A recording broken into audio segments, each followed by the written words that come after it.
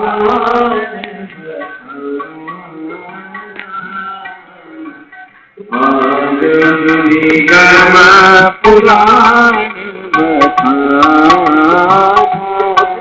हो गए, दो धर्म हो गए, अब वक्ता वही है। लेकिन जब उन्हीं भगवान राम से भरत जी ने पूछा कि भैया धर्म किसे कहते हैं, तो राम जी कहते परहित सरिस धर्म नहीं भाई, परहित सरिस धर्म नहीं भाई, पद पीरा सम नहीं अजमाई, पर पीरा सम नहीं अजमाई। अब धर्म की तीन परिभाषाएं हो गई। काकभूषुंडी जी बहुत बड़े कथावाचक हैं और वरुण जी बहुत बड़े श्रोता हैं। श्रोता ने वक्ता से पूछा धर्म किसे कहते हैं, भूषुंडी कहते परम धर्म श्रुति विदित अहिंसा, परम धर्म श्रुति विदित अहिंसा, पर निंदा सम अघनागरी, पर निंदा सम अघनागरी। यह कहना कि इसको धर्म कहते हैं, ये सबसे बड़ा भ्रम है। आज तक दुनिया का कोई आचार्य धर्म की परिभाषा नहीं कर सकता। इसलिए अजामिल पापी है कि नहीं, इसका निर्णय भगवान के दूतों ने कहा तुम नहीं कर सकते, धर्म को जानते ही कौन है। तो जिज्ञासा हुई, यमराज के दूत पहुंचे धर्मराज के पास और जाकर के बोले प्रभु सबसे बड़े तुम ही मालिक हो कि तुमसे ऊपर भी कोई हेड ऑफिस है। बोले क्यों? अरे बोले आज हमारा बड़ा तिरस्कार हुआ, वहां से हम भगा दिए गए, हम एक पापी को ला रहे थे, लाने नहीं दिया गया। हम तो समझते थे आपसे दुनिया डरती है, लेकिन आज पता लगा कि आप तो चौथे पांचवें नंबर के हो। सबसे बड़ा कौन है? धर्मराज ने कहा ये तुमको किसने कह दिया कि सबसे बड़ा मैं हूं? परो मदन्यो जगतस्तप्त होतम प्रोतम पटवत्कृष्टम। अरे मैं ही नहीं, जड़ और चेतन सारे संसार का एक और मालिक है, जिसमें यह सारा संसार उसी तरह पिरोया हुआ है जैसे डोरों में साड़ी पिरोई रहती है। सारे धागे निकाल लो, साड़ी नाम कोई चीज बचेगी? होतम प्रोतम पटवद यत् विश्वम, जिसमें विश्व पिरोया हुआ है वो है सबसे बड़ा। और हम लोग सब ब्रह्मा आदि उन्हीं की आज्ञा का पालन करते रहते हैं। तो यमदूत ने कहा था बताइए अजामिल अधर्मी था कि नहीं? तो यमराज जी बोले मुझे नहीं मालूम। मालूम कैसे नहीं है? आप सबका लेखा जोखा रखते हो, तुम्हारा मुनीम बड़ा तगड़ा है। जानते हो मुनीम का नाम? चित्रगुप्त। चित्रगुप्त माने चित्तगुप्त, चित्त में गुप्त रहता है। एक मशीन फिट कर दी है भगवान ने सबके हृदय में, और जब वो जाता है वहां तो वो स्क्रीन पर चढ़ा दी जाती है। एक एक बात जब सामने आती है तो सब चिट्ठी पिट्ठी गुम हो जाती, वहां वकालत नहीं चलती, कोई तर्क वितर्क नहीं चलता। एक संत कहते हैं होगा सब परलोक में तेरा हिसाब, कैसे मुकरोगे तहां तुम ए जनाब, उस जगह हर चाल खाली जाएगी जब तेरी डोली। हाँ ऐ मुसाफिर क्यों पसरता है यहाँ, ये किराए पर मिला तुझको मकान, कोठरी खाली करा ली जाएगी जब तेरी डोली निकाली जाएगी। कोई नहीं उस समय सहायता करने वाला होगा। बताओ कौन है धर्म, कौन है धर्म? तो धर्मराज ने कहा देखो हमारा नाम धर्मराज है और तुम हमारे अपने निजी दूत हो, किसी से कहना मत, घर का मामला है। आज हम तुमको बताए देते हैं कि धर्म के मामले में हम भी कच्चे हैं।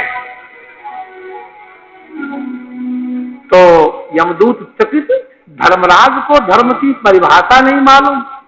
तो यमदूतों ने कहा आखिर बात क्या है, धर्म इतना कठिन क्यों है? तो यमदेव कहते धर्मम तु साक्षात् भगवत् प्रणीतम, न वै विदुर्विषयो नापि देवा। धर्म को न ऋषि जानते हैं, न देवता जानते हैं, न सिद्ध मुख्या असुरा मनुष्या, कुतस्य विद्याधर कारणाद्याः, सभी योनियों को गिना दिया। असुर, मनुष्य, विद्याधर, चाण, सिद्ध, कोई नहीं जानता। तो यमदूतों ने कहा तो स्वयं जाते हैं, सब कहीं बैनर लगवा देंगे, होल्डिंग बड़ी बड़ी कि धर्म को कोई नहीं जानता। अरे बोले नहीं ऐसा मत करना। बोले क्यों? बोले कुछ लोग जानते हैं। लो अब यहाँ आ गए। यमदेव ने जब कहा कुछ लोग जानते हैं, बोले कौन कौन जानता है? तो नाम गिनाने लगे। लोग छोटी सी किताब पढ़ लेंगे और फिर प्रवचन की गद्दी पर बैठ के मुक्का चलाएंगे। नहीं, यही धर्म है। भागवत जी कहती है जब से सृष्टि बनी है तब से धर्म के ज्ञाता अभी तक केवल 12। कितने बताओ? स्वयंभू ब्रह्मा जी, नारद, समझे हैं, शंभु, कुमार, सनत कुमार, कपिल, मनु, प्रहलाद, जनक, भीष्म, राजा बलि, व्यासनंदन, सुखदेव, वैयासिकी, और फिर अंत में यमराज ने कहा कि चाहो तो हमारा भी नाम अंत में लिख लो, क्योंकि हम चूंकि धर्मराज कहलाते हैं और इन 12 में हमारा नाम नहीं रहेगा तो हम धर्मराज किस बात के? तो सबसे अंतिम में उन्होंने अपना नाम बताया। स्वयंभूर नारद शंभु कुमार कपिलो मनु प्रहलादो जनको भीष्मो बलिर वैयासिकी। वैयासिकी माने सुखदेव भगवान। व्यासस्य अपत्यम पुमान वैयासिकी, व्यास के पुत्र का नाम है वैयासिकी। ये 12 लोग द्वादशैते जानीमो धर्मम भागवतम बटाहा। इसलिए धर्म अधर्म के चक्कर मत पड़ो। तो यमदूतों ने कहा हम कुछ नहीं जानते, आप हमको लिख के बताइए हम किस किस को लावे, किस किस को न लावे। हम झंझट में पड़ना नहीं चाहते। आज हम डिसअपॉइंटेड, निराश होकर के लौट के आए हैं। तो यमदेव ने कहा अच्छा ऐसे तो तमाम हैं जिनको हम बताएंगे कहाँ कहाँ जाना है, लेकिन आज हम तुमको पक्का जिनका पता बताएं वही नोट कर लो। यमराज के दूतों ने डायरी निकाली। अब वो लगे बोलने, जिह्वा न भक्ति भगवद गुण नाम ध्येयम। जिनकी जिह्वा कभी भगवान के गुण और नाम का उच्चारण। तो आप लोग वृंदावन में रहते हैं तो समझते होंगे ये तो सभी करते हैं, समझ रहे हैं ना?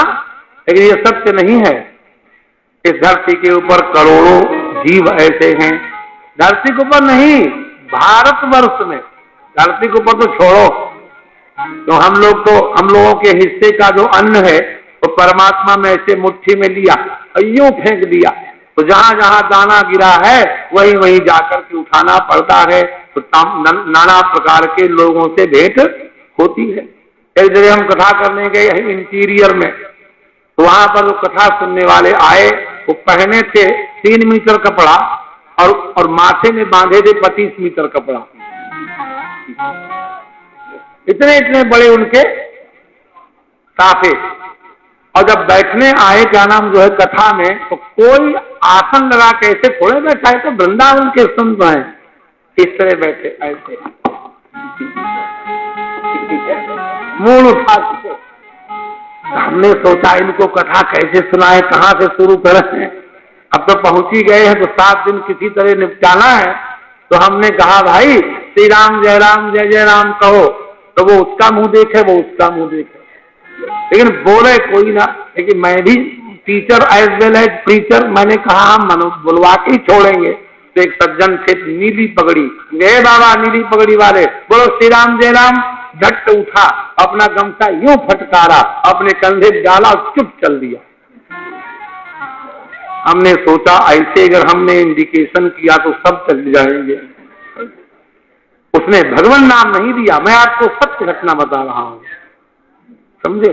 भगवान का नाम ऐसे निकलता है, बहुत पुण्य होते हैं तब निकलता है। वृंदावन ऐसे मिलता है।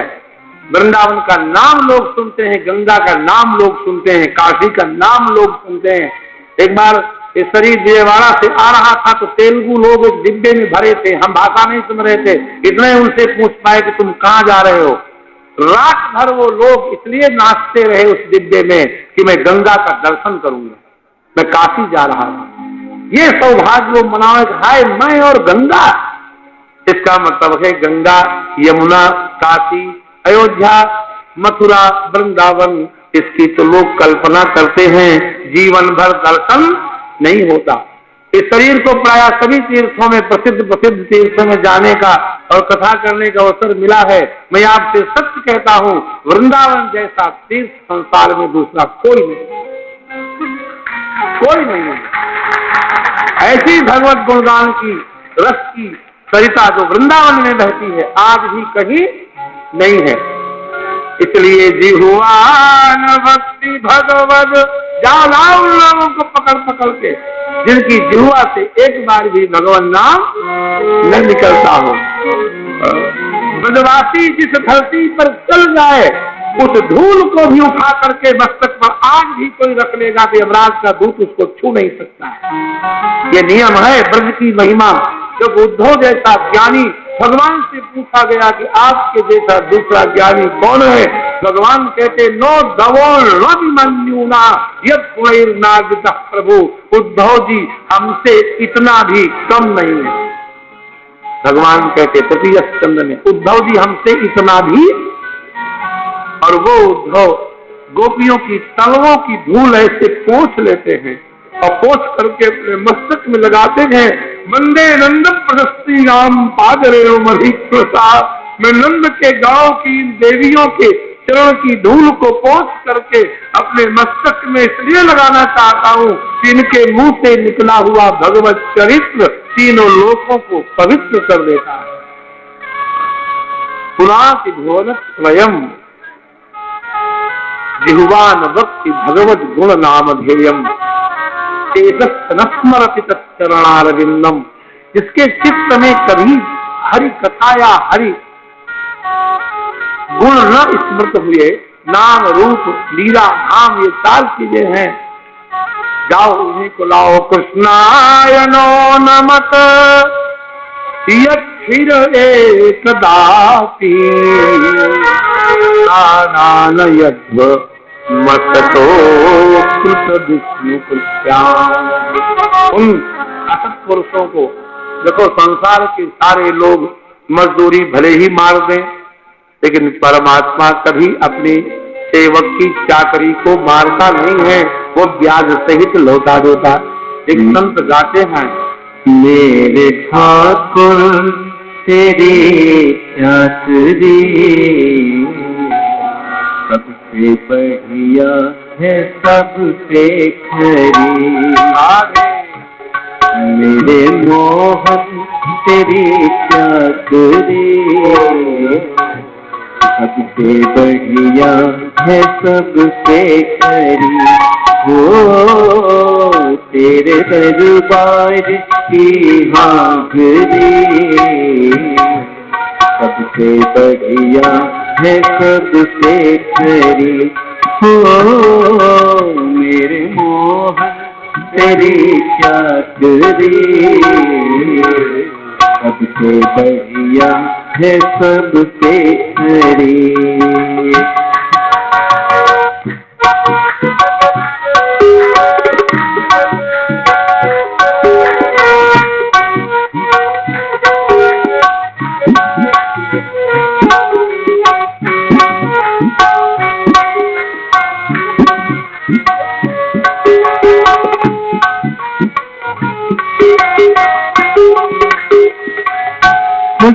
बीबी का जब गुल खिला, तब कहीं जाके ये कल मिला। बीबी का जब गुल खिला, तब कहीं जाके ये कल मिला।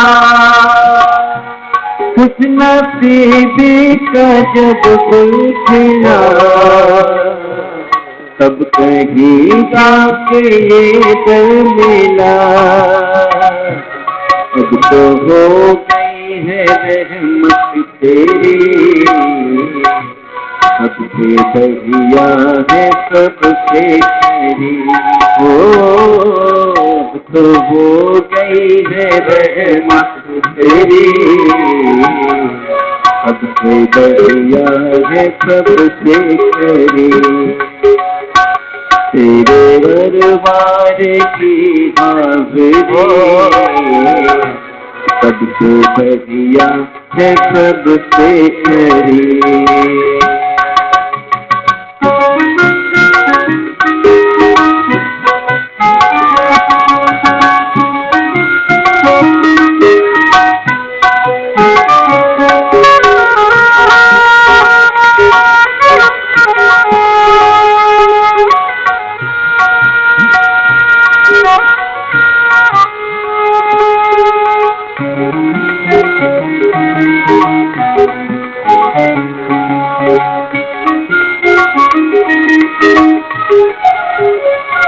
मैं नहीं था किसी काम का, ले सहारा तेरे नाम का। मैं नहीं था मेरे श्याम, ले सहारा तेरे नाम का। मैं नहीं था किसी काम का, ले सहारा तेरे नाम का। अब तो बन गई है बिगड़ी मेरी, सबसे बढ़िया है सबसे खरी। अब तो बन गई है बिगड़ी मेरी, सबसे बढ़िया है सबसे खरी। हो तेरे दरबार की हाज़री, सबसे बढ़िया है सबसे खरी। मेरे मोहन तेरी चाकरी, सबसे बढ़िया है सबसे खरी।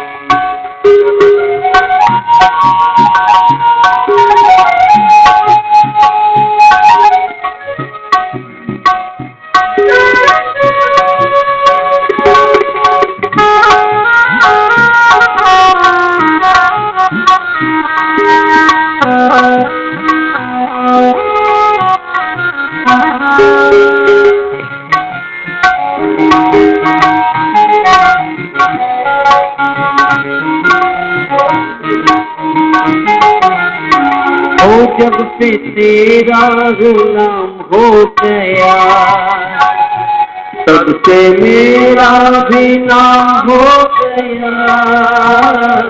जब से तेरा गुलाम हो गया मेरे श्याम, तब से मेरा भी नाम हो गया। जब से तेरा गुलाम हो गया, तब से मेरा भी नाम हो गया। वरना औकात क्या थी मेरी, सबसे बढ़िया है सबसे खरी। वरना औकात क्या थी मेरी, सबसे बढ़िया है सबसे खरी।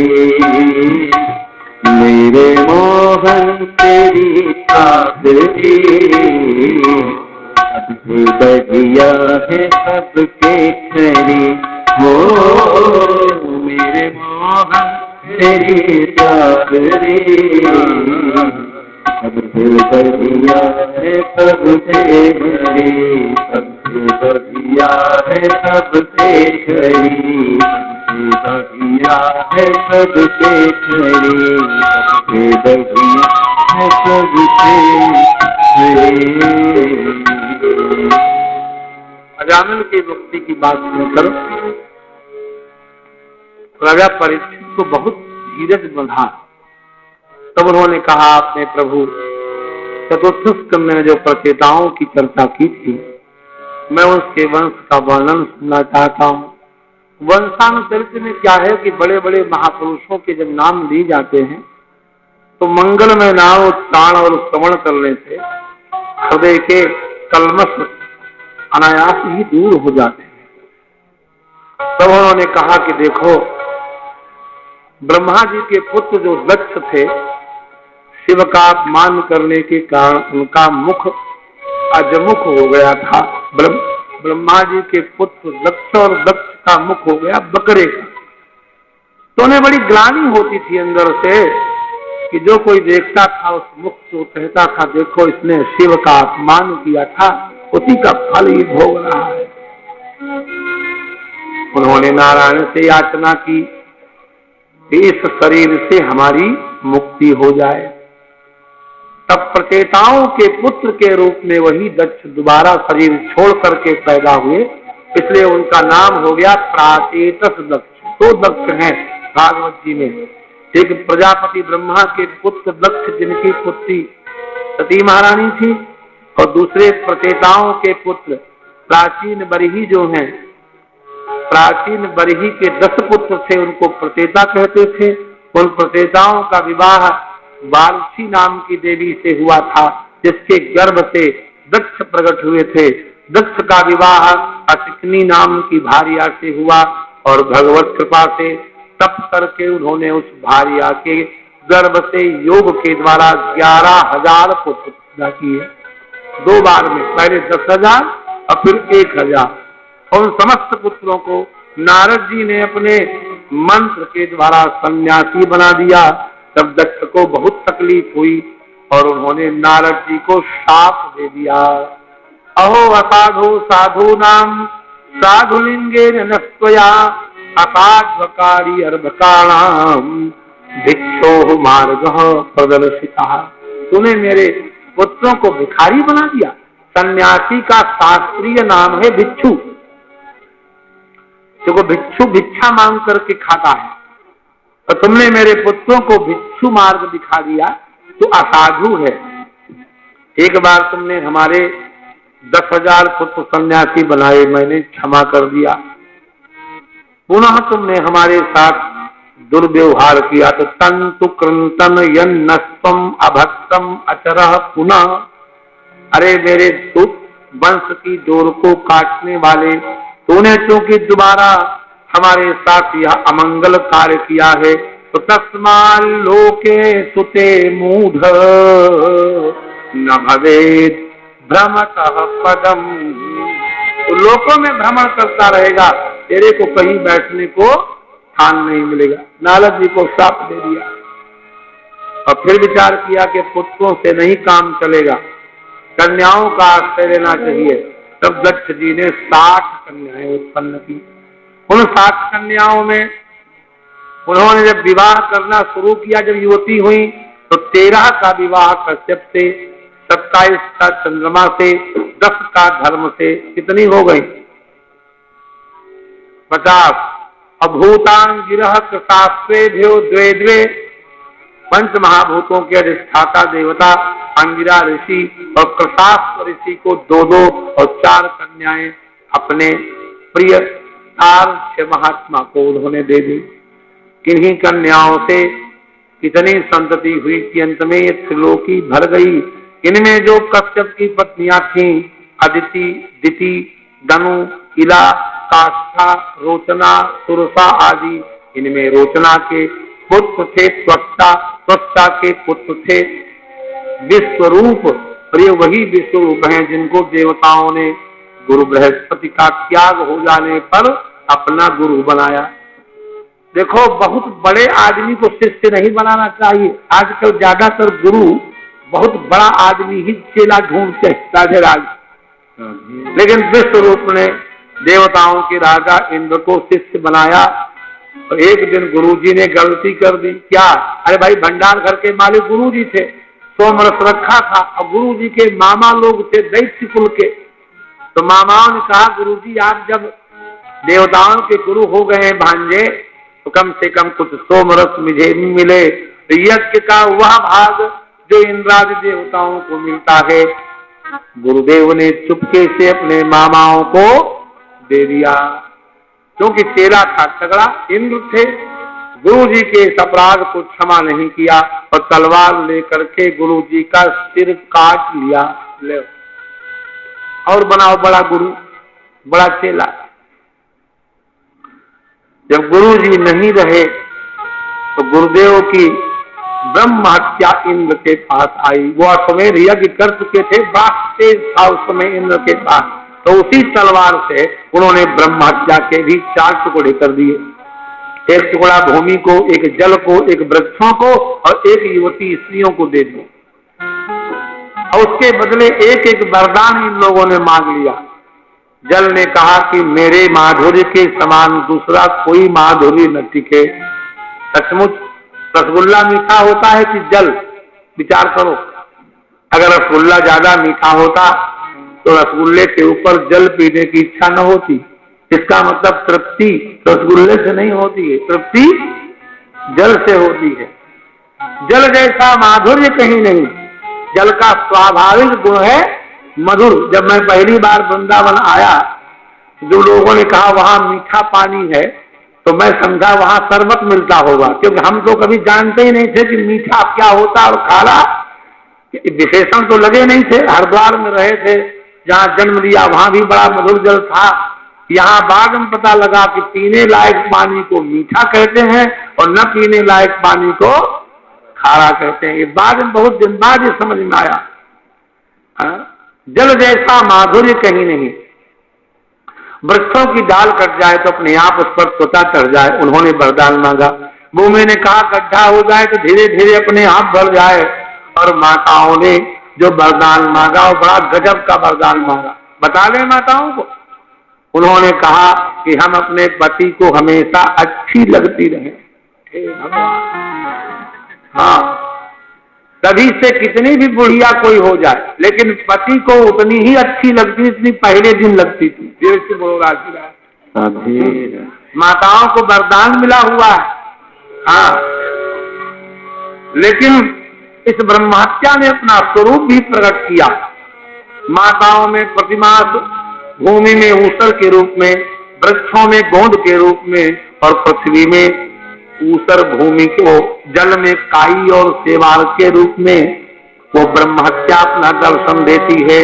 ब्रह्महत्या से तो बच गए इंद्र, लेकिन स्वच्छता जो कि विश्व रूप के माने गुरु जी के जो पिताजी थे, उनको बड़ा क्रोध आया। एक तो मेरे पुत्र को इन्होंने पहले गुरु बनाया, फिर थोड़े से अपराध में उसका वध कर डाला। तो पिता ने हुंकार भरी और इंद्र को मारने के लिए एक यज्ञ प्रारंभ कर दिया। तो उस यज्ञ से ऐसा कोई दैत्य प्रकट हो जो इंद्र को मार डाले।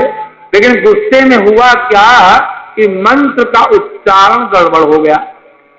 संस्कृत भाषा वैसे तो बड़ी मधुर है, लेकिन इसका उच्चारण बड़ा कठिन है। आप कहेंगे पीतांबर, क्या कहेंगे? पीतांबर। इसका अर्थ होगा श्री कृष्ण, पीले कपड़े वाला। और कहेंगे पीतांबर तो इसका अर्थ होगा पीला कपड़ा, माने पीला दुपट्टा।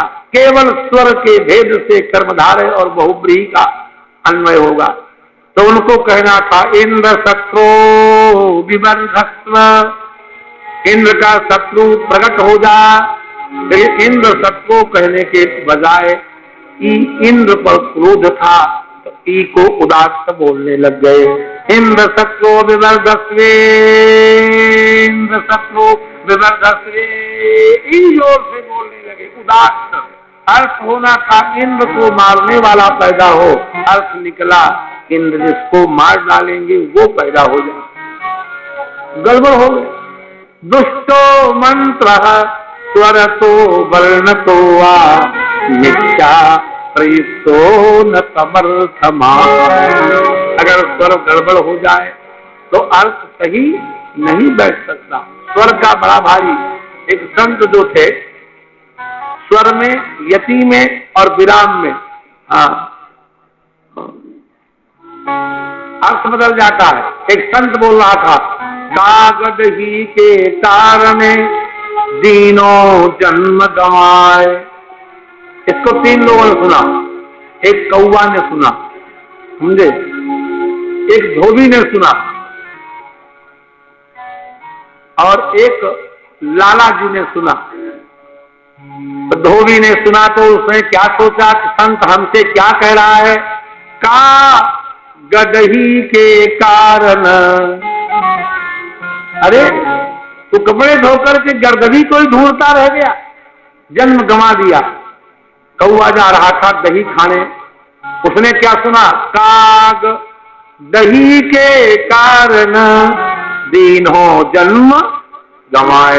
और लाला जी ने क्या सुना, कागज ही के कारण, कागज में ही लिखते पढ़ते रह गए, दीनों जन्म गवाए। एक ही पद है, विराम लगाइए, अर्थ बदल, का गदही के कारण, काग दही के कारण, कागज ही के कारण, अर्थ बदल जाता है। और पंडित लोग जो बोलते हैं उनका, तो एक पंडित जी थे बड़े ऊंचे, एक किसान ने पूछा, महाराज पानी कैसा बरसेगा? तो उन्होंने सोचा हम बता दें पानी न बरसे अथवा बरसे, तो कहा घमाघम बरसेगा। क्या कहा? घमाघम। और पानी नहीं बरसा।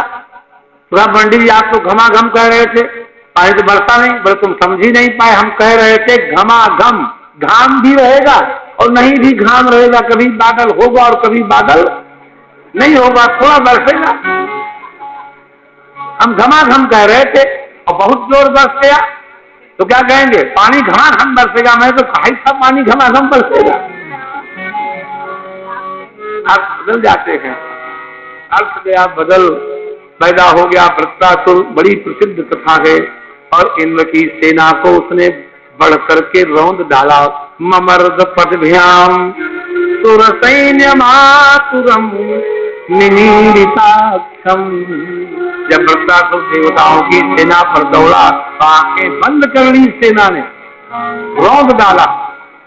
तब समस्त देवता लोग इकट्ठे होकर के ब्रह्मा जी के पास आए। ब्रह्मा जी नारायण के पास गए। नारायण ने उपाय बताया। देखो, जब जब संसार पर विपत्ति आती है तो कोई न कोई संत ही सामने आता है। चले जाओ नैमिष में, वहां पर एक महात्मा दध्यंग, जिनको दधीची कहते हैं, वो निवास करते हैं। अगर वो अपने शरीर का दान कर दें, उनकी अस्थियों से विश्वकर्मा शस्त्र बनावे, तो तुम्हारा यह सब तुम्हारा जाएगा। तब सब देवता पहुंच गए। नैमिषारण्य में एक जगह है मिश्रित, कभी गए हैं नैमिष? गजब कर दिया आपने, हद हो गई। अब तो चलना ही पड़ेगा। हाँ, थोड़ा समझ जाइए, फिर हर तीर्थ में चलना पड़ेगा। ये बहुत बड़ा धर्म है, तीर्थ में जाना ही चाहिए। उसका नाम मिश्रित इसलिए पड़ा, जब देवता लोग वहां पहुंचे। नैमिष क्यों नाम पड़ा? नेमी कहते हैं पहिए की बाउंड्री को, जो पहिया होता है ना चक्का, कार का या रथ का, तो जो उसके चारों ओर गोल गोल लकड़ी है उसको कहते हैं नेमी। और चक्र को ब्रह्मा जी ने छोड़ दिया और कह दिया ऋषियों से, वो नेमी जहां टूट जाए, तीर्ण हो जाए, वहां कलयुग नहीं आएगा। सा नेमी शीर्यते यत्र तद नैमि समुच्यते, देवी भागवत। वो नेमी जहां टूट करके गिरेगी उस जगह का नाम नेमिष। और नैमिषे भवा नैमिषा, नैमिषम तद अरण्यम नैमिषारण्यम, नैमिष नाम का वन हो गया। और दधीची के पास, महात्मा के पास जब देवता गए, हम शरीर चाहते हैं, तो उनका हमारी इच्छा की सब तीर्थों में स्नान कर ले। तो भगवान ने कहा हम सारे तीर्थों में यही बुलाए देते हैं, क्योंकि अगर आप पूरे तीर्थों भ्रमण करेंगे तो देवता मारे जाएंगे। तो दधीची ने कहा हम एक शर्त पर बुलाएंगे। बोले कैसे? बोले कि जब सारे तीर्थ यहाँ पर हम आवाज दें तो हूं की आवाज दें। हूं उपस्थित हैं, बद्रीनाथ उपस्थित हैं, द्वारका जी उपस्थित हैं, हूं। तो सारे तीर्थों को मिश्रित किया गया, मिलाया गया, इसलिए उस जल का नाम हो गया मिश्रित। आज भी उस नगर का नाम तहसील है, उसे कहते हैं मिश्रिक। मिश्रित, और उसमें रेल के स्टेशन पर मिश्रित ही लिखा, लिखा पढ़ी में मिश्रित ही है। नैमिष से 9 मील आगे वही क्षेत्र है नैमिष। तो महाराज सब देवता आ गए, सब तीर्थ आ गए, लेकिन प्रयागराज ने सोचा मैं तो तीर्थों का राजा हूं, अगर मैं बिना बुलाए चला गया तो हमारी इज्जत क्या रहेगी। बहुत बुलाया, नहीं आए।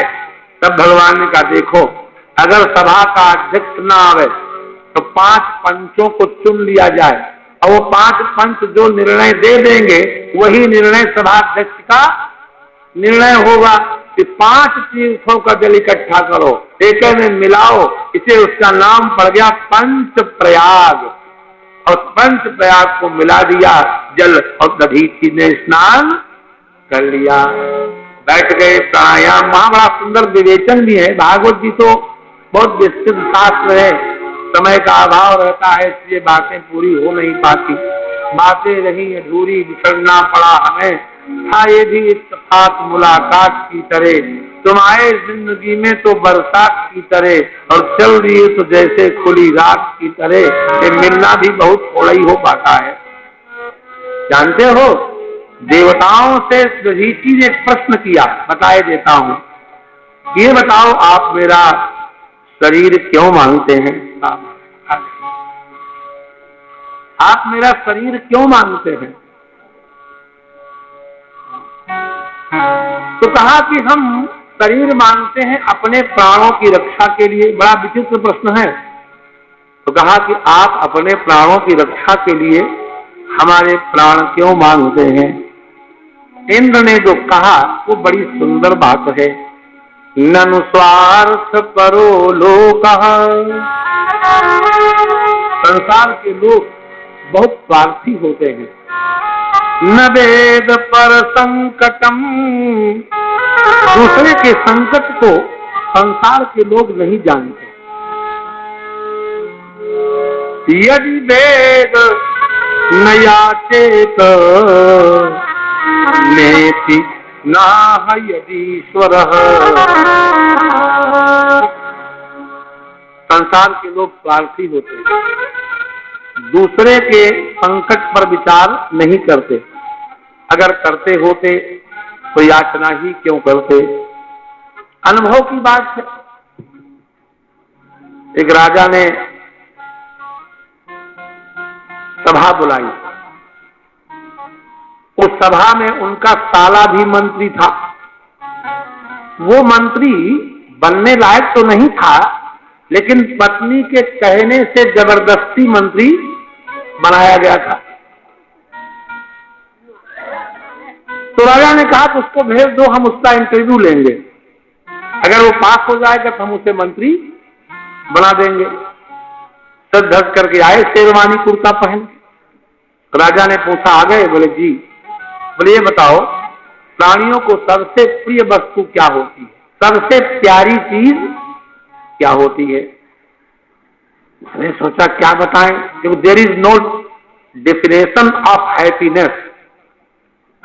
तबला वाले को तबला प्यारा लगता है, हारमोनियम वाले को हारमोनियम प्यारी लगती है, पंडितों को खीर प्यारी लगती है। प्यारे की कोई परिभाषा नहीं। उसने कहा, उसने देखा था कि पहले भी जब कठोर प्रश्न होते थे तो समय मांग लेते थे। उन्होंने कहा, सरकार हमको 24 घंटे का समय दिया जाए, हम बताएंगे सबसे प्रिय वस्तु क्या होती है। जाओ। गया सीधे अपनी बहन के पास, दीदी आपने क्या हमको झंझट में डाल दिया, और हमसे वो प्रश्न करते हैं, हमको उत्तर नहीं आ रहा है, कहते हैं सबसे प्रिय वस्तु क्या होती है। तो दीदी ने कहा, तो चिंता मत कर, मैं इस प्रश्न का उत्तर खोज के तुझे बताऊंगी। तो राजा के महल के बगल में ही महामंत्री का महल था, और महामंत्री बड़ा भारी विद्वान ब्राह्मण था। जब सायंकाल को मंत्री घर में आया तो रानी पहुंच गई उसके घर। मंत्री ने उसका स्वागत किया, आइए महारानी, कैसे पधारी? बोले मंत्री, आप बड़े पंडित हैं, बताइए सबसे प्यारी वस्तु जीव के लिए क्या होती है? मंत्री ने कहा, अपना स्वार्थ।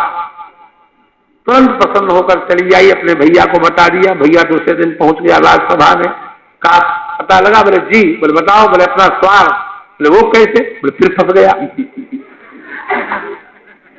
और जितना सीख के आया था उतने तो बताएगा। फिर पहुंचा दीदी के पास, दीदी कहा चक्कर में डाल दिया हमको, हमें कुछ समझ में नहीं आ रहा है, वो पूछते वो कैसे। तो मंत्री के पास पहुंची। मंत्री जानता था कि आज फिर आएगी, तो अपने नौकर चाकर उसका, जाओ तुम्हारी छुट्टी, समझे, हाईवे प्लाजा में आनंद कर आओ। और पत्नी से कहा, तुम भी जाओ अपनी किट्टी पार्टी कर आओ। किट्टी पार्टी होती है माताओं की, बड़े बड़े शहरों में, वृंदावन में होती है कि नहीं मुझे नहीं मालूम। खैर, जब रानी आई तो एलान, वहां कोई नहीं था। रानी ने कहा, मंत्री ने आपने कल बताया था अपना स्वार्थ, ये नहीं बताया, वो कैसे? मंत्री ने कहा, सुनो रानी साहब, हमारा माथा दुख रहा है, नौकर चाकर कोई है नहीं, और पंडिताइन भी हमारी चली गई है किट्टी पार्टी। हम हैं थके, कोई नौकर होता, हमारा हुक्का मारता, पानी बदलता, उसमें चिरम लगाता, उद्यान में लेकर के हमारे साथ घूमता, मैं घूमते घूमते थोड़ा गुड़गुड़ाता, थोड़ा सा मेरा माथा खुलता, तो हम तुम्हारे प्रश्न पर विचार करते। ये नहीं हो पाएगा। रानी ने कहा कि सब कब आएंगे? तो आज नहीं आएंगे, सब कल तक की छुट्टी पर है। रानी ने सोचा कल तक तो काम ही बिगड़ जाएगा। रानी ने कहा तो ऐसा करें, तुम्हारा हुक्का हम खुद ही भर दें। बस तुम्हारी इच्छा, माजो। अब हुक्का माजा, हाथ सब लाल हो गए, उंगलियां जल गई भरते भरते, उठाया पसीना पसीना हो गई 5 सेर का हुक्का।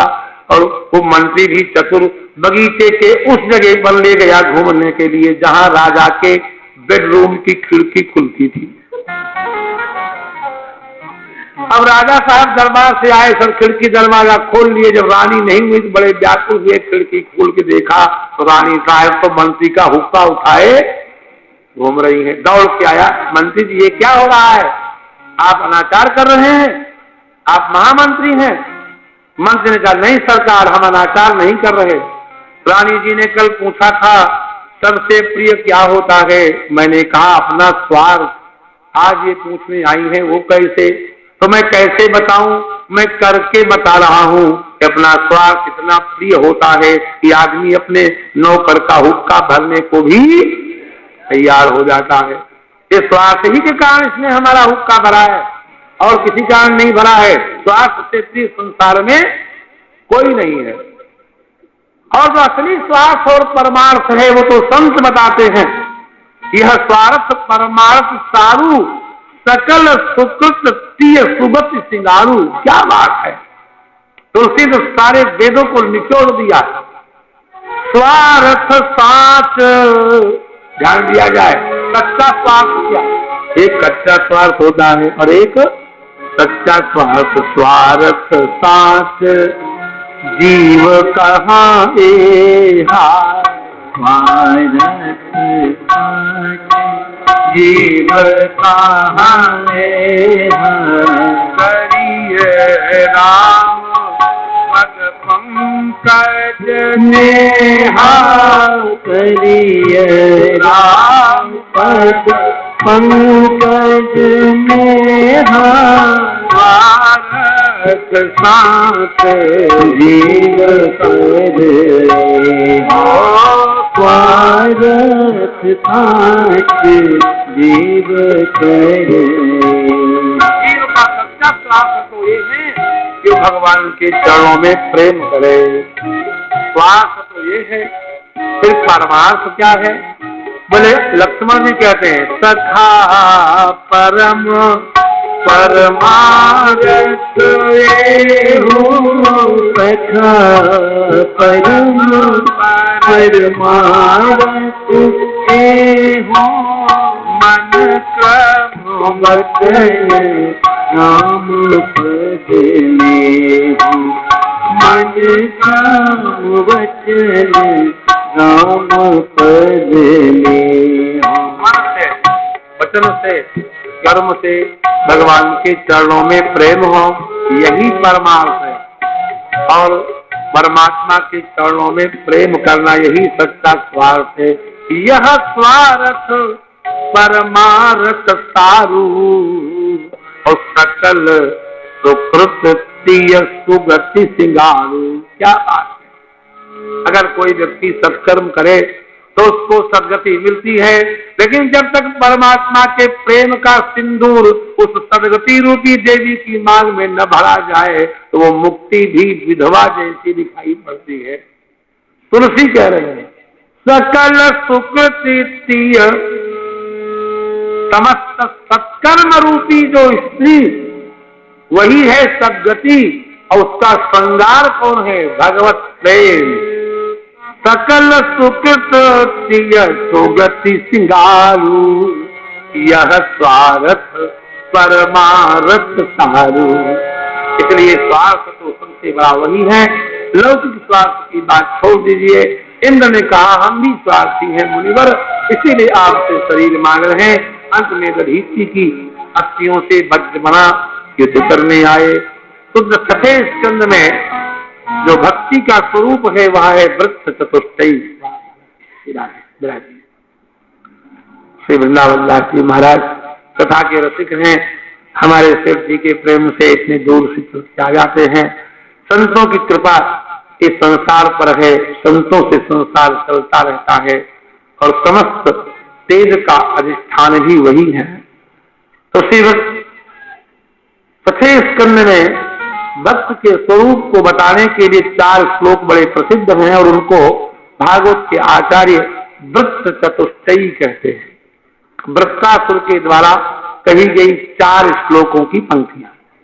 जब इंद्र और वृत्तासुर का युद्ध होने लगा, बड़ा घनघोर युद्ध हो चुका, तो वृत्तासुर ने कहा कि अब हम मृत्यु को ही चाहते हैं और किसी को नहीं चाहते हैं, तो भगवान की स्तुति करने लगा युद्ध में। तो भगवान ने पूछा कि तुम वृत्तासुर हमसे क्या चाहते हो? तो वृत्तासुर कहने लगे पहले श्लोक में, ननाथ पृष्ठम न पारमेष्ठम, हमको स्वर्ग नहीं चाहिए, ब्रह्मा का पद नहीं चाहिए, न रसाधिपत्यम, न मुझे पाताल का राज्य चाहिए, न योग चाहिए, न सिद्धियां चाहिए, समंजसत्वा विरहय कांक्षते, तुमको छोड़ करके मुझे कुछ नहीं चाहिए। तो वृत्तासुर से भगवान ने एक प्रश्न किया कि तुम हमको कितना चाहते हो? अब प्रेम की नाप क्या है? आप हमें कई लीटर चाहते हैं या कई मीटर चाहते हैं? वृत्तासुर से भगवान ने पूछा तो हमें कितना चाहते हो? वृत्तासुर ने कहा प्रभु, कुछ पक्षी चिड़िया के घोंसले में बैठे रहते हैं और उन पक्षियों के अभी पंख नहीं उगे होते हैं। चिड़िया गई है दाना लेने, सूर्यास्त हो गया है, पंख उगे नहीं हैं, इसलिए महाराज वो पक्षी सूर्यास्त के समय अपनी माता का स्मरण करते हैं। अजात पक्षा इव मातरम खगा संयम यथा वत्सतरा धारणा। हम आपसे इतना प्रेम करते हैं, इतना प्रेम बिना पंखों के पक्षी सायंकाल अपनी माता से करते हैं। ये प्रेम का नाप है। अब पक्षियों से जाके पूछो, जिन पक्षियों के पंख नहीं उगे वो घोंसले से नीचे नहीं उतर सकते, सूर्यास्त हो गया, माँ अभी आई नहीं है, कितना याद कर रहे होंगे। तो भगवान ने कहा ये प्रेम तो ठीक है, लेकिन इस प्रेम में एक कमी है। तो इसमें क्या कमी है? तो कमी ये है कि चिड़िया आएगी, दूर से दाना डाल देगी, बच्चा निगल लेगा, बैठ जाएगी, न चूमेगी, न चाटेगी, न सोलाएगी, न हालचाल पूछेगी। ये दूर दूर का प्रेम है, इस प्रेम में कोई रस नहीं है। तो वृत्तासुर कहता प्रभु स्तन्यम यथा वत्सतरा सुधारता, जैसे भूखे बछड़े गौ माता का दूध सायंकाल चाहते हैं, मैं प्रभु आपको उतना ही चाहता हूँ। बछड़ों के साथ वो कमी खट गई, गाय चाटेगी भी, चुमेगी भी, सहलाएगी भी, दूध पिलाएगी भी। भगवान ने कहा ये है तो प्रेम बढ़िया, इसमें भी एक कमी है। लो, इसमें क्या कमी निकल आई? पर ये कमी ये है कि ये प्रेम कालापेक्षी है। 6 महीने के बाद जब बछड़ा घास खाने लग जाएगा तो न माता बछड़े को पहचानेगी और न बछड़ा माता को पहचानेगा। लोग कहते हैं गोपियों ने क्यों ये भाव किया भगवान के प्रति? अरे ग्रंथों को पढ़ेंगे तो सब निराकरण अपने आप हो जाएगा। समस्या का और संदेह की निवृत्ति या तो गुरु के आश्रय से होती है या शास्त्रों की उपासना से होती है, और वो शास्त्र के गुरु के माध्यम से मिले तो बात ही क्या है। गर्ग संहिता में लिखा है कि दंडकारण्य के जितने महात्मा थे वो सब भगवान से कहते थे कि मुझसे विवाह कर लो। अब बताओ दाढ़ी वाले बाबाओं से ब्याह करके क्या करते भगवान? तो भगवान ने कहा ऐसा है, हम विवाह तो करेंगे लेकिन अगले जन्म में करेंगे। सारे दंडकारण्य के महात्मा वृंदावन में गोपी बन करके आ गए। देख लीजिए, सुतल लोक के सारे प्राणी गोपी बन गए, जनकपुर के सारे प्राणी गोपी बन गए, देवलोक के सारे प्राणी गोपी बन गए, क्योंकि सब भगवान से विवाह करना चाहते हैं। इस प्रेम जैसा दूसरा कोई प्रेम नहीं हनुमान जी बाल ब्रह्मचारी हैं, लेकिन जब मौका मिला तो क्या बोले, देख पवन सुत पति अनुकूला। पति अनुकूल है। जो नई नई बहुएं हैं वो जानती हैं, सास प्रेम करे, जेठ जेठानी प्रेम करे, ससुर पड़ोसी प्रेम करे, लेकिन अगर पति बोले ना तो दुखी रहेगी कि सुखी। अब पति मुट्ठी में हो, जो कहे सो करे, जब कहे जगे, जब कहे सोए, तो सास ससुर पड़ोसी कुटुंबी सब उनके ठेंगे पर धीरे से बोलो राधे राधे। पति अनुकूल होना चाहिए। हनुमान जी ने देखा कि हमारा पति अनुकूल है।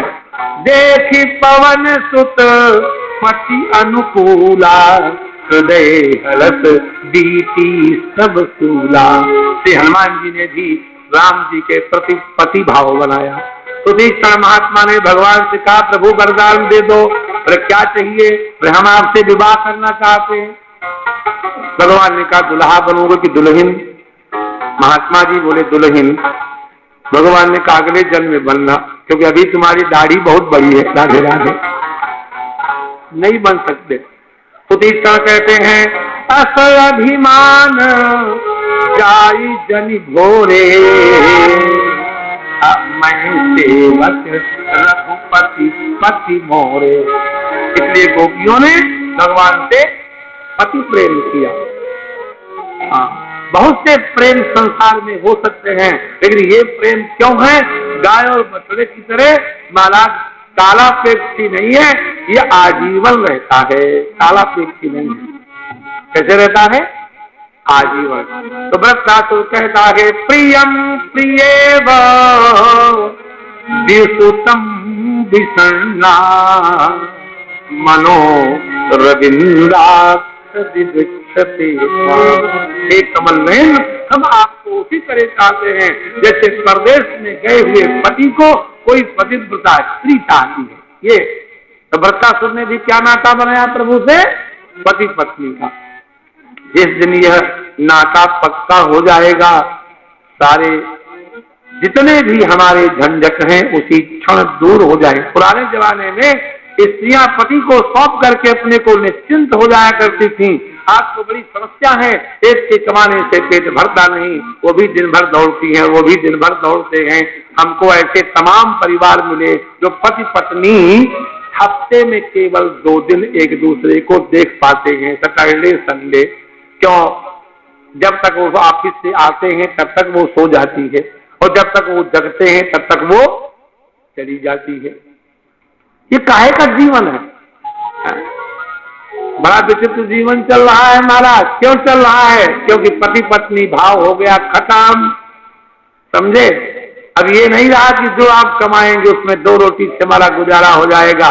महाराज भोजन, आटा और दाल खर्च होती है 10 रुपए की, और फेयर एंड लवली खर्च होती है रोज 70 रुपए। हम लुधियाना कथा करने गए बाबूजी, एक घर में भोजन करने गए तो एक लंबे शीशे के सामने 100 शीशी रखी थी, 10 वर्ष पुरानी बात। मैंने पूछा, बिटिया क्या तुम डॉक्टरी पढ़ी हो? बोले नहीं तो। बोले शीशियां बहुत रखी दवाई की? जी महाराज जी, ये दवाइयां नहीं है, ये तो सादे मेकअप का सामान है। सादे मेकअप का? हाँ, मेरे मेकअप का सामान। हमने पूछा लगभग कितना खर्चा बैठता? कोई नहीं 5,000 रुपया महीना बैठता। लो, तो तब 5,000 था तो 25,000 होगा।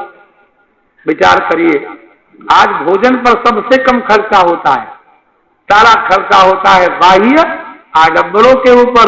असंतोष में घर कर लिया, और असंतोष जब तक रहेगा तब तक इसको सुकून जीव को मिलने वाला नहीं है।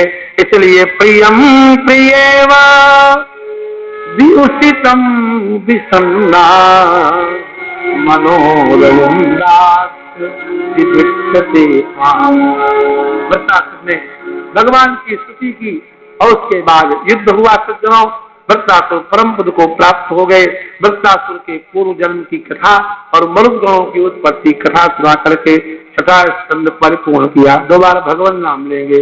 राधा रानी की जय, महारानी की जय, राधा रानी की जय, महारानी की जय। बोलो बरसाने वाली बरसा, क्योंकि वो उनको वैकुंठ में प्रवेश नहीं करने देते हैं। जाओ तुम 3 जन्म तक राक्षस बनो, क्योंकि तुमने मुझे 3 बार वैकुंठ में जाने से रोक दिया।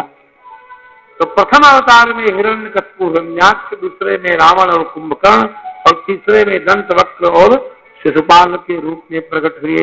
ये वस्तुतः भगवान के पार्षद थे, पापी नहीं थे, दैत्य नहीं थे। तब युधिष्ठिर के मन में जिज्ञासा उत्पन्न हो गई कि आपने हिरण्याक्ष वध की कथा तो सुनाई है प्रभु, आप कृपा करके मुझे हिरण्यकश्यप की भी चर्चा सुनाई है। तब प्रहलाद चरित्र का निरूपण किया गया। 4 पुत्र हैं भागवत जी में हिरण्यकश्यप के, लाद, अनुल्लाद, संल्लाद और सबसे छोटे प्रहलाद हैं। तो छोटे लेकिन भगवत भक्त हैं, देवर्षि नारद के ये शिष्य हैं। 2 बार माता कयाधु ने प्रहलाद जी को स्नान करा के श्रृंगार करके अपने पति के गोद में दिया। इतने रमणीय कमनीय कलित ललित बालक को देखकर पिता के मन में वात्सल्य उमड़ आया। पिता ने पहली बार पूछा, बेटा तुमको क्या अच्छा लगता है? तो प्रहलाद जी ने कहा था, तत्साधु मन्ये सुरवर्य देहिना सदा समुद्र विघ्न धीराम सद्ग्रहा। प्रहलाद जी कहते हैं जितना हम इकट्ठा कर रहे हैं वो सब एक दिन हमको छोड़ जाने वाला है। तो हमारा जो ग्रह माने ग्रहण है, एकत्रीकरण है, वो असद है। कपड़ा अगर आप खरीदिए उसको मोड़ करके रख दीजिए, 20 वर्ष बाद निकालिए, जहां मोड़ से वहीं से कट जाएगा। बोलो राधे राधे राधे। असद ग्रह हमने कर लिया है।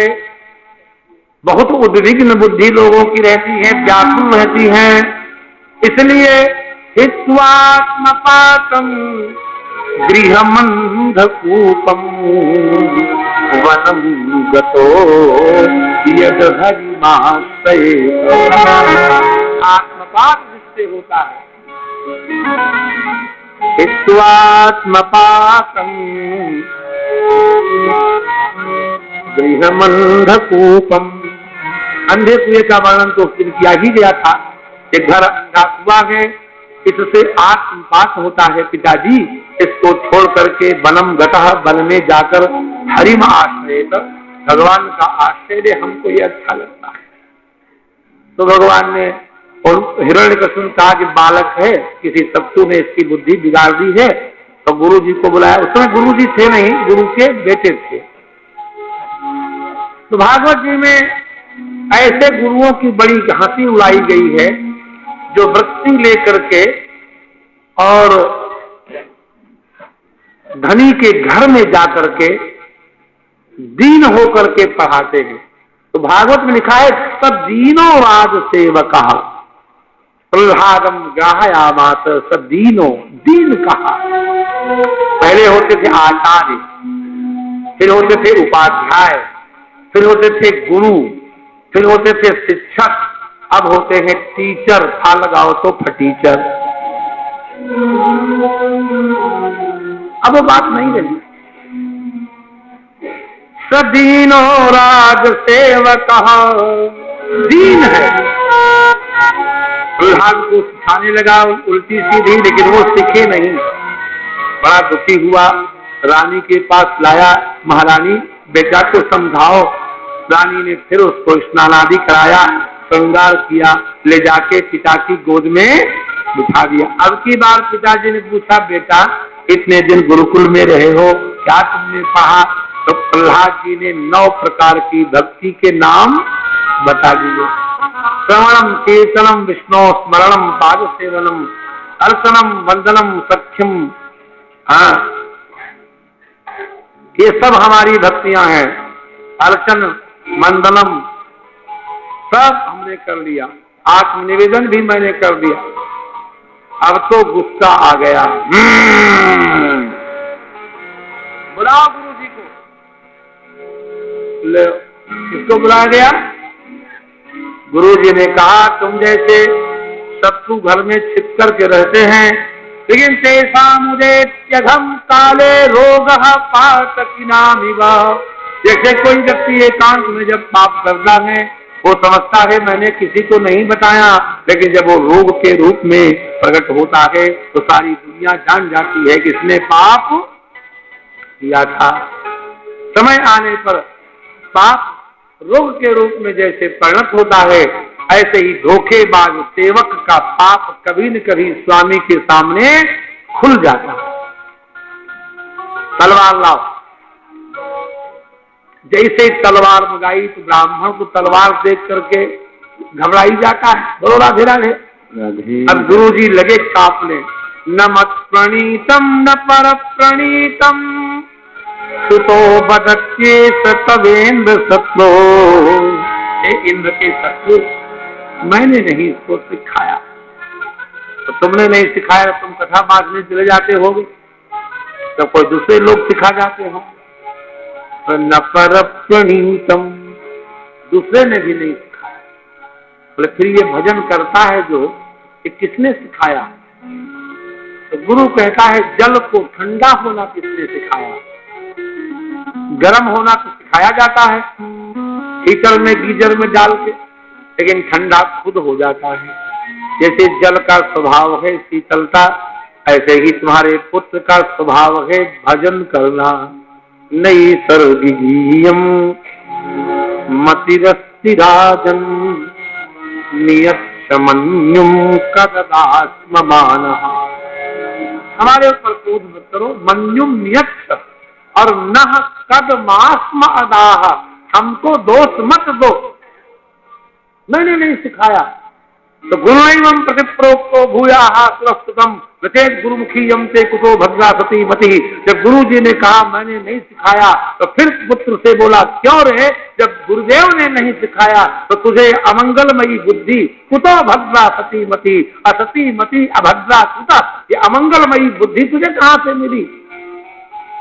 तो प्रहलाद जी ने कहा पिताजी एक राजा था, लो कथा सुनाने लगा पिताजी को, तभी तो गुस्सा आता है जब लड़का कथा बांटने लग जाए। बोलो राधे राधे।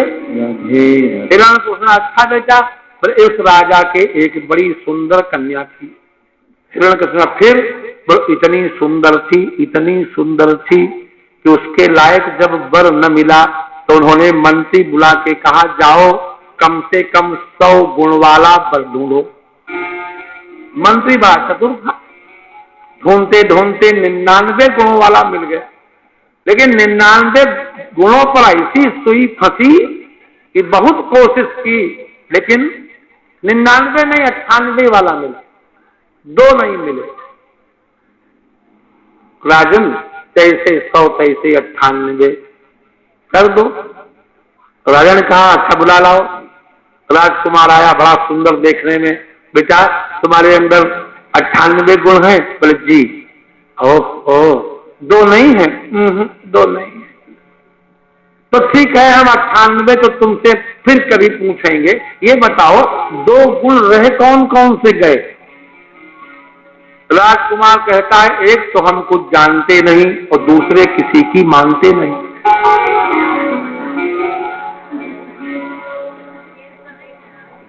इन 2 गुणों को छोड़कर सारे गुण हमारे पास हैं। यही बात प्रहलाद जी ने हिरण्यकश्यप से कही। मतिर्न कृष्णे परतः स्वतो वा। श्री कृष्ण के चरणों में या तो स्वतः बुद्धि लग जाए और या परता माने किसी के कहने से लग जाए, और न किसी की बात मानते हैं और न कुछ जानते हैं। तो मिथो विपत्ते तग्रह प्रतानाम, तो वह गृहस्थ में फंसा हुआ मरने ही के लिए पैदा हुआ है। जायन्ते मरणायैव। आप लोग खूब पढ़े लिखे हैं, बताओ आज वृंदावन में कितने मच्छर मरे? किसी अखबार निकला है? कोई गणना है किसी के पास? जो भगवत विमुख जीव हैं वो तो केवल मृत्यु के लिए जन्म लेते हैं। कैसे? जैसे मशका इव जंतु, जैसे जंतुओं में मशक। मशक माने मच्छर। मच्छर की उत्पत्ति का एकमात्र उद्देश्य है क्या? मृत्यु, और कोई पुरुषार्थ वो नहीं करेगा। या तो खुद भगवान से प्रेम हो जाए किसी संत के कहने से हो जाए, खुद होता नहीं, बात किसी की समझ में आती नहीं पिताजी। फिर हम जैसे प्रवचन किया तो देखो मरण काल में आए हुए जीव को जैसे औषधि गुण नहीं करती है, ऐसे ही पापी व्यक्ति को अगर सब प्रवचन किए जाएं तो वो उसको अच्छे नहीं लगते। क्रोध में आ गया, नाना प्रकार से मारने के उपाय की आप जानते ही हैं। लेकिन जब प्रहलाद जी की मृत्यु नहीं हुई, हार करके फिर गुरुकुल में भेज दिया और गुरुकुल में जाकर जब प्रहलाद जी ने असुर बालकों को उपदेश करना शुरू किया तो असुर बालकों ने कहा कि जो गुरु मेरो सोई गुरु तेरो, तुझे ये ज्ञान कहां से मिला? तब उन्होंने कहा नहीं, वो मेरा गुरु नहीं, मेरे गुरु तो देवर्षि नारद हैं। माता के उदर में उन्होंने भक्ति सूत्र का प्रवचन किया था और उन्हें कहा था भगवान से परम प्रेम करने का नाम ही भक्ति है, चाहे वो माला से आवे, चाहे तीर्थ से, चाहे परिक्रमा से, चाहे पाठ से, चाहे यज्ञ से, चाहे दान से, चाहे व्रत से, चाहे किसी भी अन्य उपाय से, लेकिन भगवत प्रेम के अतिरिक्त भक्ति का दूसरा कोई स्वरूप। बाकी तो सब साधन है, माला भी साधन है। थोड़ा विचार करो, जिसके घर में 4 घड़े हैं, नल आएगा चारों भरोगे कि एक खाली छोड़ दोगे? और 2 घड़े होंगे उसके और एक ही खड़ा हो तो, और भगवत कृपा से वो भी फूट जाए तो अब नहीं भरना पड़ेगा। जब तक घड़ा रहेगा तब तक भरना पड़ेगा। जैसे घड़ा एक जल का साधन है, ऐसे ही भगवत प्राप्ति का माला, ग्रंथ, गुरु और तीर्थ सब साधन है। जो लोग ये समझाते हैं कि गुरु गोविंद गौ खड़े ताके लागू पाए, और इसका अर्थ ये समझाते हैं चेलों को कि गुरु गोविंद से बड़ा होता है, वो चेले को मिसगाइड करते हैं। That is not explanation of this word. ये गलत है, ये अर्थ नहीं है इसका। गुरु गोविंद दोनों खड़े हैं और चेले को गुरु की पहचान है, ये हमारे गुरुदेव हैं, लेकिन वो गोविंद को नहीं पहचानते। गुरु ने कहा बेटा मैं तो गुरु हूं, ये है गोविंद। तब शिष्य कहता है बलिहारी गुरु आपकी, Guru ji thank you very much, Govind दियो बताए, आपने गोविंद का परिचय करा दिया। अब हम अच्छा बाय बाय। अब हम कहां जाएंगे? गोविंद के साथ। जैसे माला साधन है, ऐसे गुरु भी साधन है। गुरु साध्य नहीं हो सकता, कभी नहीं हो सकता। गुरु को ये योग्यता है कि वो आइडेंटिफाई करता है गोविंद को और फिर संकेत कर देता है ये रहा तुम्हारा गोविंद। बलिहारी गुरु आपकी, गुरुदेव आपकी बलैया लेता हूं मैं, आपकी जय हो। गुरु जी ने कहा क्यों बेटा? बोले क्योंकि गोविंद दियो बताए, आपने बताया ये है गोविंद, मैं नहीं पहचानता था। गुरु भी साधन ही है और गुरु कहता है भगवान से प्रेम करो और कुछ मत करो। ऐसा प्रवचन चला महाराज कि अब हिरण्यकश्यप को सहा नहीं गया। प्रहलाद जी को बुला लिया और कहा कि भाई तुम किसके बल से हमारी बात नहीं मानते? भागवत जी में तो वह कथा नहीं है, लेकिन लोग कहते हैं किसी पुराण में कथा है कि हिरण्यकश्यप की एक बहन थी, उसका नाम था सिंहिका।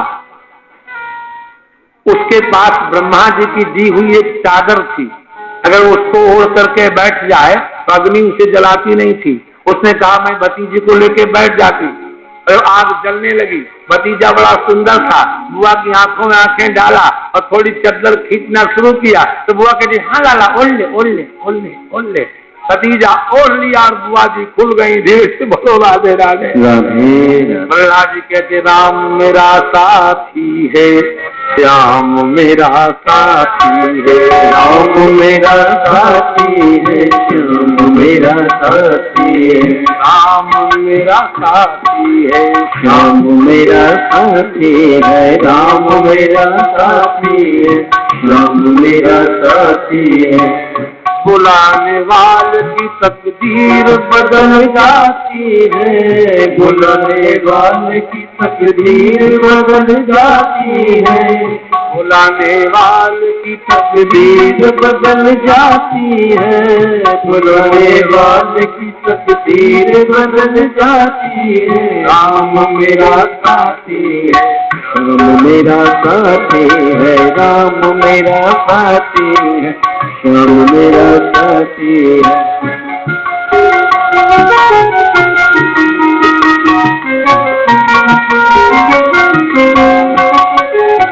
जय हो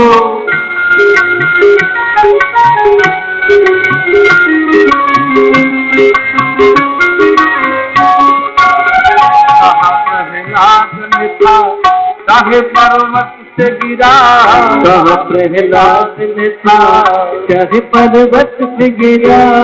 सबसे खंभे से लगा, चाहे अग्नि में जला, सबसे खंभे से लगा, चाहे अग्नि में जला। जलाने वाली खुद आग में जल जाती है, जलाने वाली खुद आग में जल जाती है। राम मेरा साथी है, श्याम मेरा साथी, राम मेरा साथी है, श्याम मेरा साथी है। और कोई नहीं है हमारा उस परमात्मा के सिवा। हिरण्यकश्यप पूछा क्वासौ, वो है कहाँ? प्रहलाद जी ने कहा सर्वत्र, हर जगह है। बोले स्तंभे कस्मान न दृश्यते, अगर सब जगह है तो स्तंभ में क्यों नहीं दिखता? ये प्रश्न है। क्वासौ, वो कहाँ है? यदि सर्वत्र, अगर हर जगह है तो स्तंभे कस्मान न दृश्यते। इसलिए आज हम तेरा सिर काटेंगे। वो पाए हरिस्वाद्य में चितम, इसको तो अपना स्वामी हरि बताता है, आगे तेरी रक्षा करे, अब हम तेरा सिर काटेंगे। इतना कह करके उसी खंभे में एक मुक्का मारा और गड़ गड़ गड़ गड़ गड़ गड़ गड़ गड़ की ध्वनि बड़ी जोर से हुई। गड़ गड़ गड़ गड़ानो, खंभ चर चर चर चरानो, प्रगटो है नृसिंहधारी है। बोलिए नरसिंह भगवान की जय।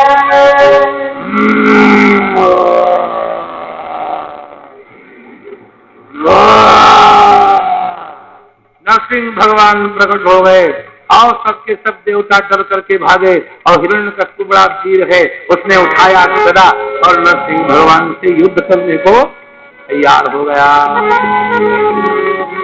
27 दिन तक झगड़ा चला। भगवान ने सोचा आखिर हमारा चेला ही तो है, तो द्वारियूर आपात्य, लोग कहते हैं कि नृसिंह भगवान इसलिए उसको 27 दिन तक लड़ाते रहे क्योंकि अभी मुहूर्त नहीं था। नृसिंह ने ये भी सोचा कि ब्रह्मा ने इनको वरदान दिया था, न अंतर बहिर्दिवा नक्तम अन्यस्माद विचाय उदयी, न अंदर मरे न बाहर मरे, न ऊपर मरे न नीचे मरे, न दिन में मरे रात में मरे, न शस्त्र से मरे न अस्त्र से मरे, न पशु से मरे न नर से मरे। हम कहीं नहीं मरेंगे, न दिन है न रात्रि है, गोधूल बेला है, न बाहर है न भीतर है, देहली के ऊपर बैठ गए न नर है न पशु है नृसिंह है। महाराज द्वार ऊर न ऊपर है न नीचे है, गोद में है, ददार लीलया, खेल खेल में मारा, लीलया, लीलया माने प्रयास नहीं करना पड़ा भगवान को।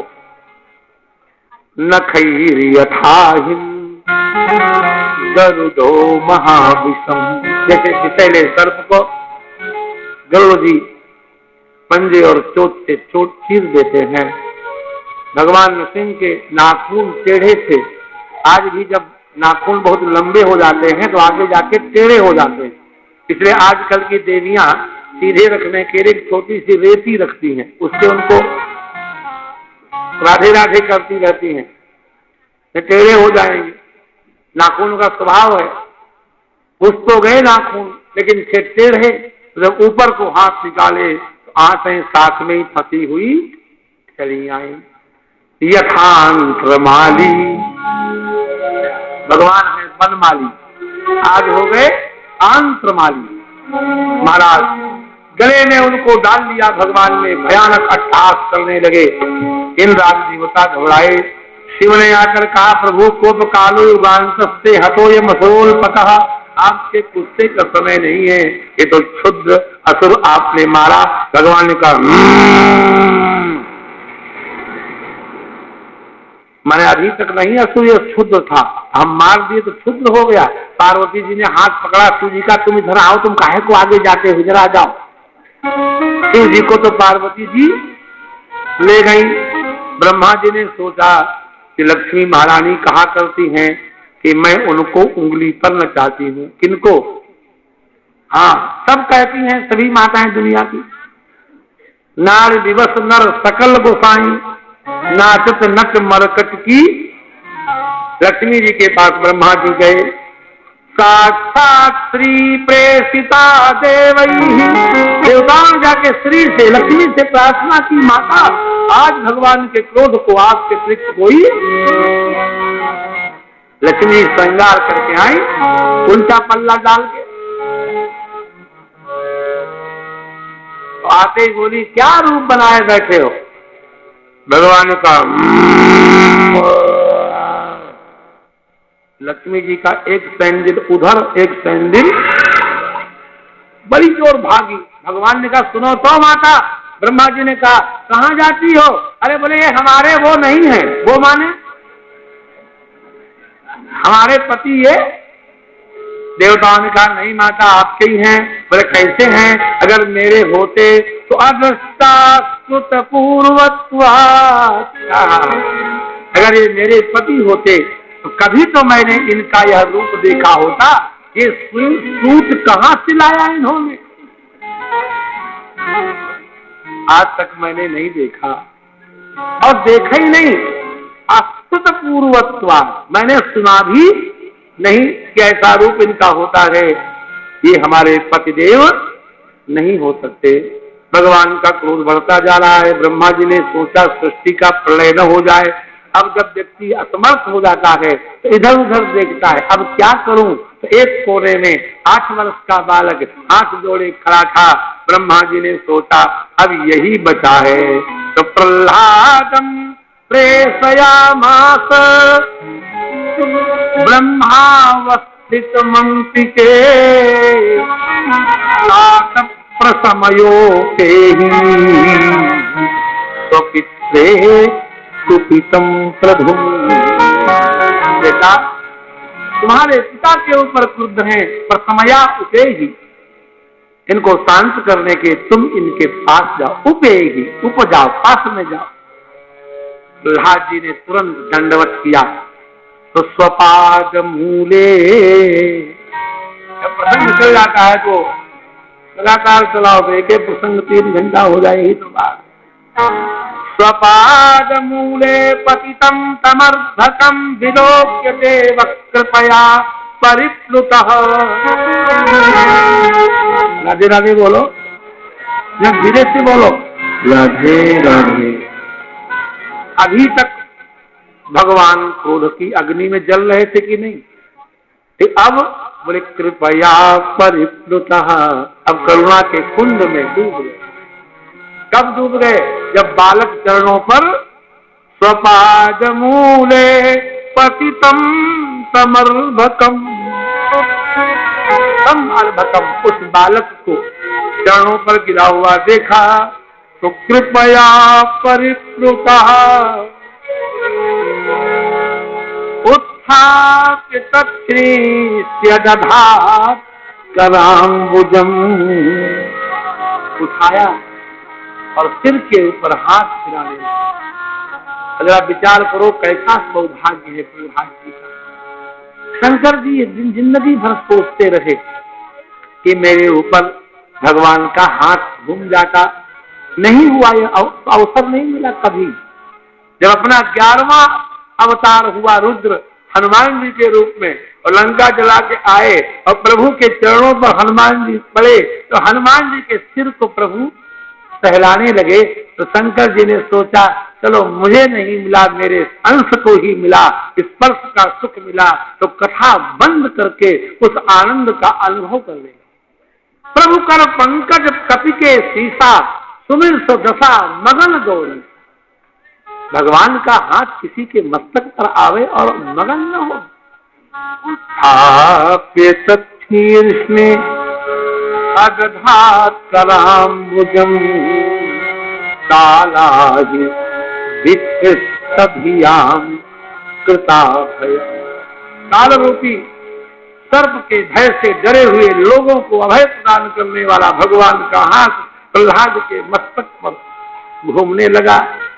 बोले प्रभु प्यारे, अंग कोमल तुम्हारे, हाय असुर ने मारे मम नाम एक दाने में। तुमने और कोई अपराध नहीं किया था, मेरा नाम लिया। गिरते गिराए पुनि जल में डुबाए, पुनि अग्नि में जलाए, राखी कमी न सताने में। उड़ते लगाए लपटाए प्रभु बार बार, करुणा निधि अब लगे करुणा दिखाने में। मंजुल मुखार बिंद चूमी चूमी कहे प्रभु, क्षमा करो भक्त मोहि देव भी आने। क्षमा करो भक्त। प्रहलाद जी उठ करके खड़े थे और भगवान की स्तुति करने लगे। तो ये कहा कि प्रभु आपकी स्तुति तो ब्रह्मा भी नहीं कर पाए। ब्रह्मा देवगणा मनोद सिद्धा सत्संगताल मदयो वत्साम प्रवाही। हम तो राक्षस कुल में उत्पन्न हुए हैं, हम आपकी स्तुति कैसे कर सकते हैं। बड़ी सुंदर स्तुति की है प्रहलाद जी ने। प्रहलाद जी कहते हैं कि विप्राक दुष्ट गुणयुता दरविंद माधव पादार विंद विमुखा स्वपटम वरिष्ठम। क्या करेंगे इसका अर्थ? एक व्यक्ति इतना नीच है कि वह कुत्ते को पका करके रोज खाता है, इसलिए उसका नाम है स्वपट। लेकिन कुत्ते को खा करके भगवान का नाम जपता है। एक व्यक्ति वो है जो उच्च कुल में ब्राह्मण कुल में उत्पन्न हुआ है, तिलक लगाता है, चोटी में गांठ देता है, लेकिन वो भगवान नाम जपता नहीं है, वो पदार्थ बिंदों से विमुख है। तो प्रहलाद जी बोले कि हम जब तौलेंगे उन दोनों को तो स्वपटम वरिष्ठम, तो हम कुत्ता खाने वाले को ही श्रेष्ठ बताएंगे। भागवत जी कहते हैं क्योंकि आधार बिंद विमुख है जो आपके, वह कितना भी क्यों न पोथी पढ़ी पढ़ी जग मुआ। यही तो कह रहे हैं कबीर जी, पंडित भया। अरे कैसे पोथियों में तो बहुत कुछ लिखा है। कबीर दास जी खड़े थे चौराहे पर। कहाँ खड़े थे? हाथ में मशाल लिए थे। एक सज्जन ने पूछा बाबा कहाँ जा रहे हो? बोले भगवान की ओर। बोले मैं भी चलूंगा। बोले मशाल पकड़ो। पकड़ा दी। बोले अब? बोले अपने घर में आग लगा दो फिर हमारे साथ चलो। कितने लोग लगाएंगे? कबीरा खड़ा बाजार में लिए लुका थी हाथ, जो घर फूके अपना चले हमारे साथ। तो बहुत ज्यादा यज्ञ करने से अगर भगवत प्राप्ति होती तो याति स्वर्ग से नहीं गिरते। बहुत ज्यादा तप करने से अगर भगवत प्राप्ति होती तो जड़ भरत हिरण नहीं बनते। बहुत ज्यादा दान करने से और व्रत करने से अगर भगवत प्राप्ति होती तो राजा नहुष को अजगर नहीं बनना पड़ता। सारा सब ये गुण तभी तक अच्छे हैं जब वो भगवत परायण हो जाए। जो गुण भगवत परायण नहीं बनाता वो गुण तो केवल श्रम है, भार है और कुछ भी नहीं। श्रम एवं ही केवलम, भागवत जी कहती है। भगवान की स्तुति प्रहलाद जी ने की है। भगवान ने कहा बेटा वरदान मांगो। प्रहलाद जी बोले नहीं चाहिए। पर नहीं कुछ मांग लो, पर नहीं मुझे कुछ नहीं चाहिए, नहीं बोले कुछ मांग लो। प्रहलाद जी ने सोचा हद हो गई, मैं कह रहा हूं नहीं चाहिए, कह रहे हैं ले लो, इसका मतलब है। अब देखिए भागवत जी का संकेत, कई बार हम कहते हैं कि मुझे कोई कामना नहीं है, लेकिन वो कामना, वो वासना इतनी छिपी बैठी रहती है कि मुझको उसका अनुभव नहीं होता है। प्रहलाद जी जान गए कि मैं बार बार मना कर रहा हूं, फिर भी ये कहते हैं ले लो ले लो, इसका मतलब है कि मेरे मन की वासना भगवान ने देख ली। तो प्रहलाद जी कहते हैं यदि राशि समय कामान, प्रभु आप हमको वरदान देना चाहते हैं? अरे हाँ, तो बरा स्वम वरदर सभा, है वर देने वालों में श्रेष्ठ, अगर वर देना चाहते हो तो यही वरदान दे दो। क्या? कामानां हृदि असंरोहम अवतस्तु गणेश्वरम, यही वरदान दीजिए कि हमारे हृदय में कभी कामनाओं का अंकुर न निकलने पाए। क्योंकि आपने जरूर हमारी कामना देख ली है, कामना न देखी होती तो आप मुझसे वरदान लेने को कहते ही। हम कह तो रहे थे कि मुझे कुछ नहीं चाहिए, फिर भी आप कहते हैं ले लो, इसका मतलब आपकी नजरों में मेरी वासना है, हमें दिखाई नहीं दे रही, इसलिए मैं यही वरदान मांगता हूं। कामानां हृदय संरोहम, हमारे हृदय में कामनाओं का संरोह न हो, संरोह में अंकुर न फूटे, यही मैं आपसे वर मांगता हूं। तब भगवान ने कहा अच्छा तुम नहीं मांगते तो हम तुमको अपनी ओर से एक वर देते हैं, ऐसे ही वर सबको मिले। धीरे से बोलो राधे राधे राधे राधे। जो वर दिया सुन लो। भोगे न पुण्यम कुशले न पापम, जिसके पुण्य बचेंगे उसको भी जन्म लेना पड़ेगा, जिसके पाप बचेंगे उसको भी जन्म लेना पड़ेगा। एक सुख भोगने के लिए आवेगा और दूसरा दुख भोगने के लिए आवेगा। नरसिंह भगवान कहते हैं भोगे न पुण्यम, एसी लगवा लो, मैंगो शेक रोज पियो, बादाम का हलवा रोज खाओ और धरती पर चलो ही मत, सीधे हवाई जहाज पर चलो। धीरे से बोलो राधे राधे राधे। इन सुखों का भोग करके तुम्हारे पुण्यों का नाश हो जाएगा। क्या हो जाएगा? और किसी दीन को देखो तो दया करो, प्यासे को पानी दे दो, नंगे को वस्त्र दे दो, भूखे को अन्न दे दो, तो तुम्हारे पापों का नाश हो जाएगा। भोगे न पुण्यम कुशले न पापम, कलेवरम काल जवे न हित्वा। तीन चीजों को हित्वा, सब में हित्वा लगाओ। भोगे न पुण्यम हित्वा, कुशले न पापम हित्वा और कलेवरम काल जवे न हित्वा। शरीर को काल से, पुण्य को भोग से और पाप को जन कल्याण से नष्ट कर डालो बेटा। और फिर कीर्तिम विशुद्धाम परलोक गीताम विताय मां में मुक्त बंधा। बेटा तुम्हारी सारी बंधन कट जाएंगे, फिर तुम सीधे हमारे पास आना। मां में स्थिति, भाई तुम स्वर्ग में मत जाना और किसी लोक मत जाना, सीधे हम तुमको अपने घर का ही। और देखो भगवान तो ऐसे ऐसों को अपना वीजा देते हैं। पासपोर्ट ज्यादा महत्वपूर्ण होता है कि वीजा? वीजा, हाँ आप तो जाते रहते हैं,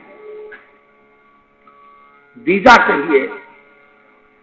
कथा याद आ जाती है, लंका में हो रहा था युद्ध, तो हनुमान जी देखें जिसके स्टार ज्यादा हो, अशोक चक्र हो, उसको न मारे, पकड़े पैर ऐसे ऐसे घुमावे और मारे खींच के, तो जहां विभीषण सुग्रीव प्रभु राम बैठे हो वहीं जाके फटाक से गिरे और रास्ते में उसके प्राण निकल जाए। धीरे से बोलो राधे राधे।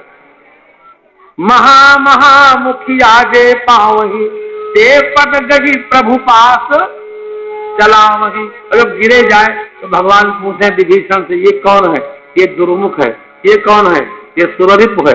ये कौन है? ये मनुज आहारी है। ये कौन है? अकंपन है। ये कौन है? अतिकाय है। नाम कहई विभीषण तिनके नामा। जब विभीषण नाम बतावे तो देहि राम तिनहु निज धामा। उनको भी वीजा दे दे, लो जा बेटा तुम भी जाओ। माता पार्वती ने सिर झटका, बोले आप कथा सुना रहे हो कि नशे में हो? भगवान ने कहा क्या गलती हो गई? अरे बोले आप कह रहे थे कि असुरों को हनुमान जी ने मार के फेंक दिया और आप कहते उनको वैकुंठ मिल गया, तो तुम जो है कथा सुनाते समय बहक क्यों जाते हो? हम कहती हैं।